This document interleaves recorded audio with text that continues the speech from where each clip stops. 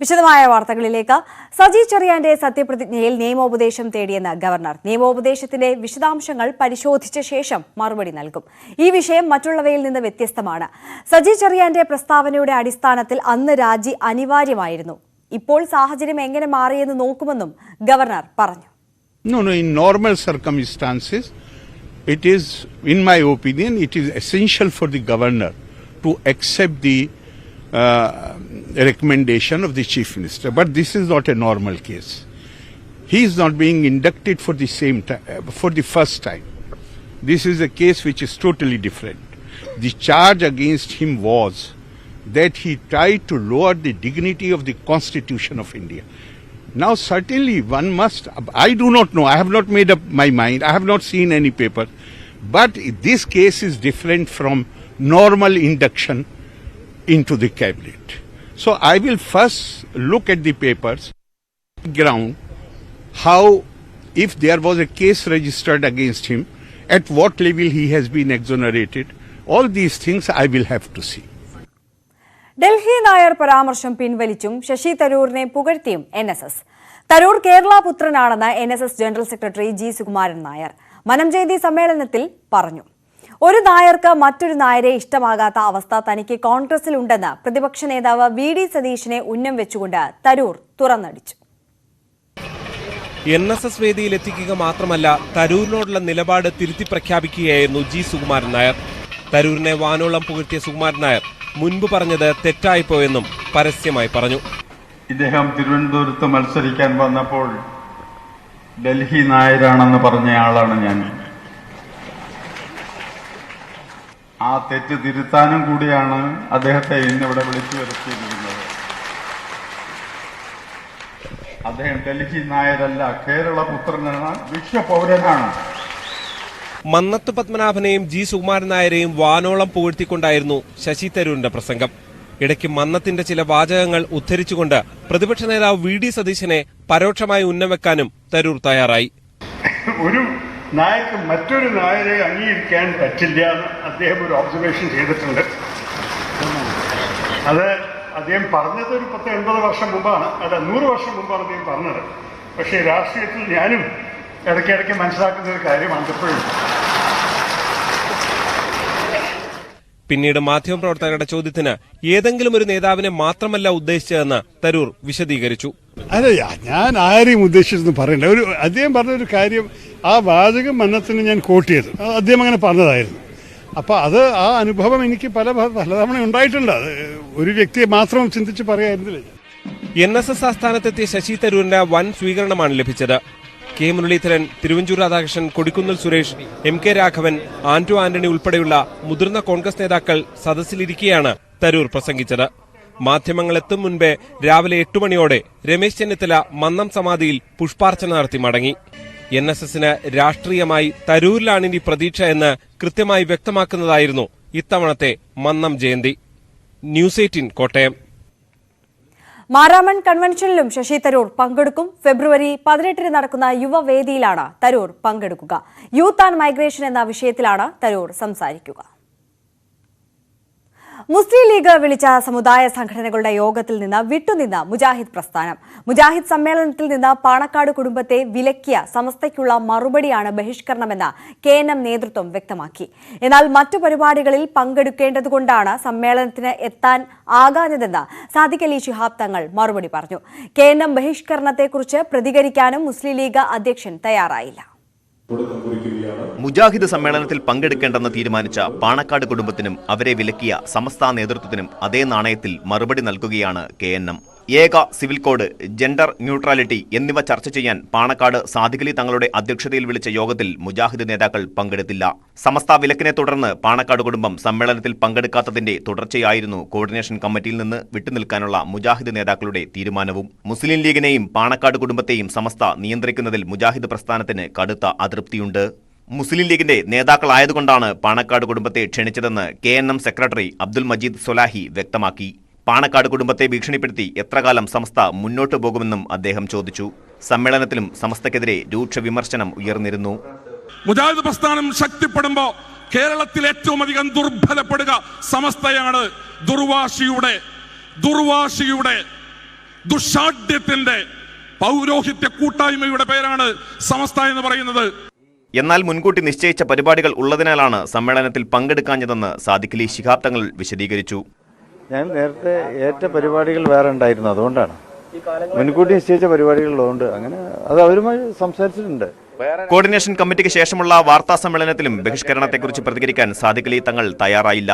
സമസ്തയോടാണ് പ്രശ്നമെന്ന് KNM വിശദീകരിക്കുന്നുണ്ടെങ്കിലും മുസ്ലിം ലീഗിന്റെ നിയന്ത്രണം ആർക്കെന്ന ചോദ്യം കൂടി ഈ വിവാദത്തിനൊപ്പം ഉയരുന്നുണ്ട്. അശ്വിൻ വല്ലത്ത്, ന്യൂസ് 18 കോഴിക്കോട്. നോട്ട് നിരോധിച്ച കേന്ദ്ര സർക്കാർ തീരുമാനം ശരിവെച്ച് സുപ്രീം കോടതി. നടപടിക്രമങ്ങൾ പാലിച്ചാണ് നിരോധനം നടപ്പാക്കിയതെന്ന് 5-അംഗ ഭരണഘടനാ ബെഞ്ചിലെ 4 ജഡ്ജിമാർ വിധിച്ചു. ഉത്തരവ് നിയമവിരുദ്ധമാണെന്നായിരുന്നു ജസ്റ്റിസ് നാഗരത്നയുടെ ഭിന്നവിധി. എക്സിക്യൂട്ടീവ് ഉത്തരവിലൂടെയല്ല നിയമനിർമ്മാണമാണ് വേണ്ടിയിരുന്നതെന്ന് ജസ്റ്റിസ് നാഗരത്ന വിധിച്ചു. വിധി രാഷ്ട്രീയമായി കേന്ദ്ര സർക്കാരിന് ആശ്വാസമാണ്. 1000-ന്റെയും 500-ന്റെയും നോട്ടുകൾ നിരോധിച്ച കേന്ദ്ര സർക്കാർ നടപടിയുടെ നിയമസാധുത ചോദ്യം ചെയ്തുള്ള 58 ഹർജികളാണ് സുപ്രീം കോടതി ഭരണഘടനാ ബെഞ്ച് തീർപ്പാക്കിയത്. നടപടിക്രമങ്ങൾ പാലിച്ചാണ് നിരോധനം നടപ്പാക്കിയതെന്നും അതിനാൽ തീരുമാനം റദ്ദാക്കാനാകില്ലെന്നും ജസ്റ്റിസ് BR ഗവായ് വിധിച്ചു. സാമ്പത്തിക വിഷയങ്ങളിൽ അധികാരം സർക്കാരിനാണ്. റിസർവ് ബാങ്കുമായി കൂടിയാലോചിച്ച് സർക്കാരിന് തീരുമാനമെടുക്കാം. കേന്ദ്രം ഇക്കാര്യത്തിൽ കൂടിയാലോചന നടത്തിയിരുന്നു. നിരോധനം ലക്ഷ്യം കണ്ടോ എന്ന് പ്രസക്തമല്ലെന്നും അസാധുവായ നോട്ടുകൾ മാറ്റാൻ ആവശ്യത്തിന് സമയം അനുവദിച്ചിരുന്നുവെന്നും ജസ്റ്റിസ് ഗവായ്. ഭരണഘടനാ ബെഞ്ചിലെ മറ്റംഗങ്ങളായ justice S Abdul Nazeer, AS Bopanna, V Ramasubramanian എന്നിവരും കേന്ദ്ര സർക്കാർ തീരുമാനം ശരിവെച്ചു. എന്നാൽ ഭിന്ന വിധിയായിരുന്നു ജസ്റ്റിസ് BV നാഗരത്നയുടേത്. നടപടിക്രമങ്ങൾ പാലിച്ചല്ല നോട്ട് നിരോധനം. 24 മണിക്കൂറിനുള്ളിലാണ് തീരുമാനമുണ്ടായത്. റിസർവ് ബാങ്ക് ആവശ്യപ്പെട്ടതല്ല, മറിച്ച് സർക്കാരിന്റെ ആഗ്രഹപ്രകാരമായിരുന്നു നിരോധനം. എക്സിക്യൂട്ടീവ് ഉത്തരവിലൂടെ നിരോധനം നടപ്പാക്കാനാകില്ലെന്നും നിയമനിർമ്മാണം വേണമായിരുന്നുവെന്നും ജസ്റ്റിസ് നാഗരത്ന വിധിച്ചു. ഭരണഘടനാ ബെഞ്ചിന്റെ വിധി രാഷ്ട്രീയമായി കേന്ദ്ര സർക്കാരിന് ആശ്വാസം നൽകുന്നതാണ്. National desk, news 18. കലോത്സവത്തിനൊരുങ്ങി കോഴിക്കോട്.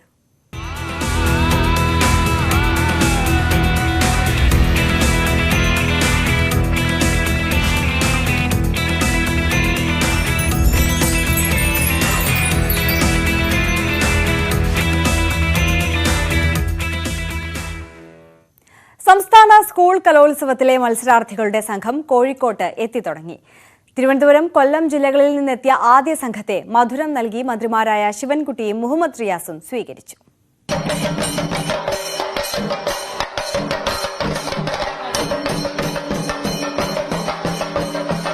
ഒരു മണിക്കുള്ള ജനശതാബ്ദി എക്സ്പ്രസിലാണ് ആദ്യ സംഘം മത്സരാർത്ഥികൾ കോഴിക്കോട്ടെത്തിയത്.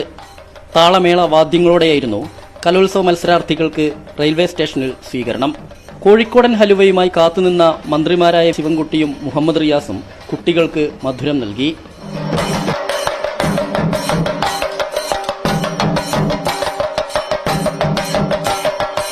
സ്റ്റേഷന് പുറത്ത് കാത്തുനിന്ന ബസ്സുകളിലേക്ക് മത്സരാർത്ഥികൾ ഓരോരുത്തരായി കയറി. ഇതിനിടെ വരവേൽപ്പിന്റെ ആഹ്ലാദം കുട്ടികൾ പങ്കുവച്ചു. ഫസ്റ്റ് ടൈമാണ് കോഴിക്കോട്, അപ്പൊ അതിൻ്റെതായിട്ടുള്ള എക്സൈറ്റ്മെന്റ് ഒക്കെ ഉണ്ട്. സ്റ്റേറ്റിലാണ് ഞങ്ങൾ ഫസ്റ്റാ വരുന്നത്, അപ്പം അതിൻ്റെതായിട്ടുള്ള കൊല്ലം. ആദ്യം വന്ന ബസ്സിനകത്ത് കുട്ടികൾക്കൊപ്പം മന്ത്രിമാരും കയറി. അല്പനേരം കുശലം പറഞ്ഞു. മത്സരാർത്ഥികളെയും കയറ്റിയുള്ള ബസ്സുകൾ താമസ സ്ഥലത്തേക്ക് നീങ്ങി. ന്യൂസ് 18 കോഴിക്കോട്. ഭക്ഷ്യവിഷബാധയെ തുടർന്ന് കോട്ടയം മെഡിക്കൽ കോളേജിൽ ചികിത്സയിൽ കഴിഞ്ഞിരുന്ന യുവതി മരിച്ചു. കിളിരൂർ സ്വദേശിയും കോട്ടയം മെഡിക്കൽ കോളേജിലെ നഴ്സിംഗ് ഓഫീസറുമായിരുന്ന രശ്മി രാജാണ് മരിച്ചത്. കോട്ടയം തെളകത്തെ ഹോട്ടലിൽ നിന്ന് 2 ദിവസം മുമ്പാണ് രശ്മിക്ക് ഭക്ഷ്യവിഷബാധ ഏറ്റത്. പരാതിയെ തുടർന്ന് ഭക്ഷ്യസുരക്ഷാ വിഭാഗം ഹോട്ടൽ അടച്ചുപൂട്ടിച്ചിരുന്നു. പോസ്റ്റ്മോർട്ടം പരിശോധനയിൽ മാത്രമേ മരണകാരണം പുറത്തുവരൂവെന്ന് മെഡിക്കൽ കോളേജ് അധികൃതർ പറഞ്ഞു. രശ്മിക്ക് മറ്റ് ആരോഗ്യ പ്രശ്നങ്ങളും ഉണ്ടായിരുന്നതായാണ് സൂചന. KR നാരായണൻ ഫിലിം ഇൻസ്റ്റിറ്റ്യൂട്ടിൽ ജാതി വിവേചനം നടന്നിട്ടില്ലെന്ന് അടൂർ ഗോപാലകൃഷ്ണൻ. പ്രചരിക്കുന്നത് തെറ്റായ വിവരങ്ങളാണ്. വിവാദമല്ല, അപവാദമാണ് നടക്കുന്നതെന്നും institute chairman Adoor Gopalakrishnan news 18നോട് പറഞ്ഞു. KR നാരായണൻ ഇൻസ്റ്റിറ്റ്യൂട്ടിലെ സമരം ചെയ്യുന്ന വിദ്യാർത്ഥികൾക്കെതിരെയും അടൂർ ഗോപാലകൃഷ്ണൻ സംസാരിച്ചു. പഠിക്കാൻ വരുന്നവർ സമരം ചെയ്യില്ല, വിദ്യാർത്ഥികൾ പഠിക്കാൻ തയ്യാറാകണം, അല്ലാത്തവർ വേഗം പിരിഞ്ഞു പോകണമെന്നും അടൂർ ഗോപാലകൃഷ്ണൻ പറഞ്ഞു. എൻ്റെ അധ്യാപകരെ എനിക്ക് KR നാരായണ ഇൻസ്റ്റിറ്റ്യൂട്ടിലെ വനിതാ ജീവനക്കാരെ ആക്ഷേപിച്ച് ചെയർമാൻ അടൂർ ഗോപാലകൃഷ്ണൻ സംസാരിക്കുകയുണ്ടായി. പരാതി പറഞ്ഞ അവർ സ്റ്റാറായി നന്നായി ഉടുത്തൊരുങ്ങിയാണ് മാധ്യമങ്ങൾക്ക് മുന്നിൽ വരുന്നത്. വിമൻ ഇൻ സിനിമ കളക്റ്റീവ് അംഗങ്ങളെ പോലെയാണ് അവർ നിൽക്കുന്നതെന്നും അടൂർ പറഞ്ഞു. ഡൽഹി കഞ്ചാവാല അപകടത്തിൽ 5 പ്രതികളെയും 3 ദിവസത്തെ പോലീസ് കസ്റ്റഡിയിൽ വിട്ടു. സംഭവത്തിൽ അന്വേഷണം ഊർജിതമാക്കിയതായി പോലീസ് അറിയിച്ചു. 12 കിലോമീറ്ററോളം യുവതിയെ കാർ വലിച്ചിഴച്ചതായി സ്ഥിരീകരിച്ചിട്ടുണ്ട്. സംഭവത്തിന്റെ CCTV ദൃശ്യങ്ങൾ കേന്ദ്രീകരിച്ചാണ് അന്വേഷണം പുരോഗമിക്കുന്നത്. പെൺകുട്ടി പീഡനത്തിന് ഇരയായി കൊല്ലപ്പെട്ടെന്നാണ് കുടുംബത്തിന്റെ ആരോപണം. എന്നാൽ പോലീസ് ഇക്കാര്യം സ്ഥിരീകരിച്ചിട്ടില്ല. തിരികെ വാർത്തകളിലേക്ക്. ശബരിമലയിൽ വെടിമരുന്നിന് തീപിടിച്ച് 3 പേർക്ക് പരിക്ക്. മാളികപ്പുറം ക്ഷേത്രത്തിന് സമീപമാണ് അപകടം. കതിനയിൽ വെടിമരുന്ന് നിറയ്ക്കുന്നതിനിടെയാണ് അപകടമുണ്ടായത്. പരിക്കേറ്റവരെ കോട്ടയം മെഡിക്കൽ കോളേജിലേക്ക് മാറ്റി. സംഭവത്തിൽ ദേവസ്വം മന്ത്രി റിപ്പോർട്ട് തേടി.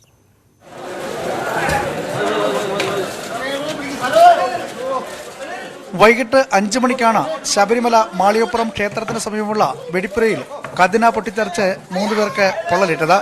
ചെങ്ങന്നൂർ സ്വദേശികളായ ജയകുമാർ, രജീഷ്, അമൽ എന്നിവർക്കാണ് പരിക്കേറ്റത്. പരിക്കേറ്റവരെ ആദ്യം സന്നിധാനം ആശുപത്രിയിൽ എത്തിച്ച് പ്രാഥമിക ചികിത്സ നൽകിയെങ്കിലും പരിക്ക് ഗുരുതരമായതിനാൽ കോട്ടയം മെഡിക്കൽ കോളേജിലേക്ക് മാറ്റി. അപകടത്തിൽ 60% പൊള്ളലേറ്റ ജയകുമാറിന്റെ നില ഗുരുതരമാണ്. സംഭവത്തിൽ ദേവസ്വം മന്ത്രി K. രാധാകൃഷ്ണൻ ജില്ലാ കളക്ടറോട് അടിയന്തര റിപ്പോർട്ട് നൽകാൻ ആവശ്യപ്പെട്ടു. ശബരിമലയിലെ സുരക്ഷാ സന്നാഹങ്ങൾ ശക്തമാക്കാനും മന്ത്രി നിർദ്ദേശിച്ചു.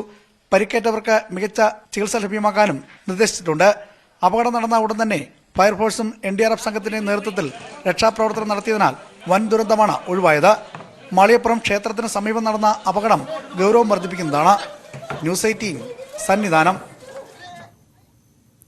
കോഴിക്കോട് വടകരയിൽ വ്യാപാരിയെ കൊലപ്പെടുത്തിയ കേസിൽ പ്രതി പിടിയിൽ.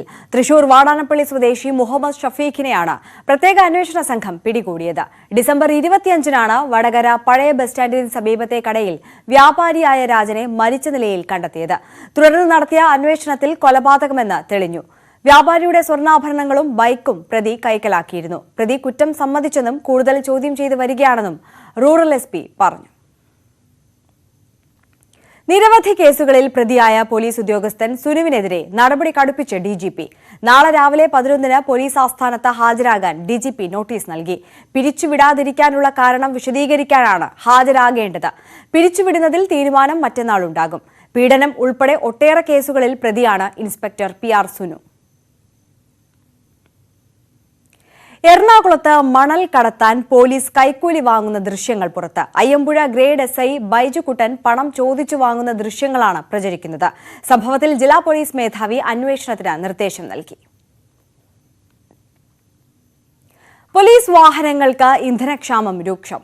ഇന്ധന കമ്പനികൾക്ക് നൽകേണ്ട കുടിശ്ശിക 1 കോടി പിന്നിട്ടതോടെയാണ് പ്രതിസന്ധി. പണം ഉടൻ അനുവദിക്കണമെന്നാവശ്യപ്പെട്ട് DGP സർക്കാരിന് കത്ത് നൽകി. പ്രതിസന്ധിയെ തുടർന്ന് വാഹനങ്ങൾക്ക് നൽകുന്ന ഇന്ധനത്തിന്റെ അളവ് വെട്ടിക്കുറച്ചു. യുവ സംവിധായിക നയന സൂര്യയുടെ മരണവുമായി ബന്ധപ്പെട്ട രേഖകൾ പരിശോധിക്കാൻ നിർദ്ദേശം. Thiruvananthapuram DCP V. Ajith DCRB assistant commissioner ദിനിലിനാണ് നിർദ്ദേശം നൽകിയത്. പോസ്റ്റ്മോർട്ടം റിപ്പോർട്ടും കേസ് ഡയറിയും പരിശോധിച്ച് ഒരാഴ്ചയ്ക്കുള്ളിൽ റിപ്പോർട്ട് സമർപ്പിക്കാനാണ് നിർദ്ദേശം. കണ്ണൂർ അയ്യൻകുന്നിൽ ചുവപ്പ് അടയാളങ്ങൾ ഇട്ടത് കർണാടക വനം വകുപ്പല്ലെന്ന സ്ഥിരീകരണം. ജിയോ ഫിസിക്കൽ മാപ്പിംഗിനായി എത്തിയ കേന്ദ്ര സർക്കാർ ഉദ്യോഗസ്ഥരാണ് അടയാളങ്ങൾ ഇട്ടത്. ബഫർ സോണുമായി അടയാളങ്ങൾക്ക് ഒരു ബന്ധവുമില്ലെന്നും ഉദ്യോഗസ്ഥർ വ്യക്തമാക്കി. കോഴിക്കോട് ഇരിങ്ങലിൽ സിറിയൻ കലാകാരന്മാരുടെ കരകൗശല ചിത്ര പ്രദർശനം ശ്രദ്ധ നേടുന്നു. ബോംബ് വീണ് തകർന്ന കെട്ടിടങ്ങളുടെ ചിത്രങ്ങളും മരത്തടിയിലും മറ്റും തീർത്ത ഉൽപ്പന്നങ്ങളുമാണ് സർഗാലയത്തിലെ പ്രധാന ആകർഷണം. ഈ റിപ്പോർട്ടോടെ 10-ന്റെ വാർത്ത പൂർണ്ണമാകുന്നു. നമസ്കാരം.